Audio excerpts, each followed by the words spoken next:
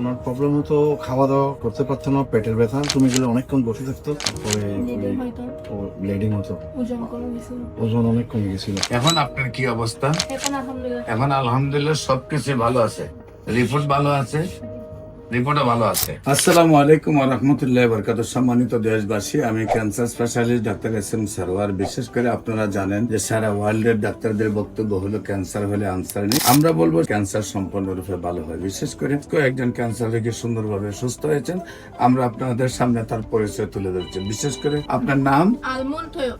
মুনতাইয়ব। আপনার বয়স কত? 23 বছর। আপনার পিতার নাম? মোহাম্মদ ইয়াসিন তৈয়ব। মোহাম্মদ ইয়াসিন তৈয়ব। উনি আপনার কি হন? উনি আমার শ্বশুর আব্বু। আপনার এই যে মায়ের নাম? দিলওয়ারা ইয়াসমিন। আপনার গ্রামের নাম? পূর্ব উত্তর পোস্ট অফিস? রাজা জেলা চট্টগ্রাম। আপনার শ্বশুর বাড়ি? নোয়াপাড়া।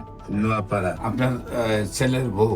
জি, উনি আমার ছেলের বউ। হ্যাঁ, কি সমস্যা হয়েছিল আপনার ছেলের বউ? আমার ছেলের বউর সমস্যা ছিল, ওনার চিকিৎসা নিয়ে রেকটাম ক্যান্সার হয়েছিল 24 সালে। কলোনোস্কোপি করার পর ধরা পড়ছে ওনার ক্যান্সার হয়েছে, ওনাকে সার্জারি করতে হবে। কি কি প্রবলেম হইতো?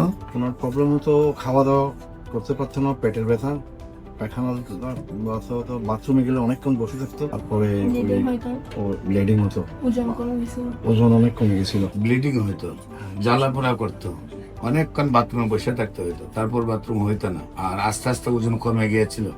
এখন আপনার কি অবস্থা? এখন আলহামদুলিল্লাহ এখন আলহামদুলিল্লাহ সবকিছু ভালো আছে, রিপোর্ট ভালো আছে, রিপোর্টও ভালো আছে। তো আল্লাহর রহমতে আপনার শারীরিক অবস্থাও ভালো, রিপোর্টও ভালো। সম্মানিত দেশবাসী, বিশেষ করে আমরা রিপোর্ট গুলো আপনাদের সামনে তুলে ধরছি। কয় মাস ওষুধ খাইছেন আপনি? 5 মাস।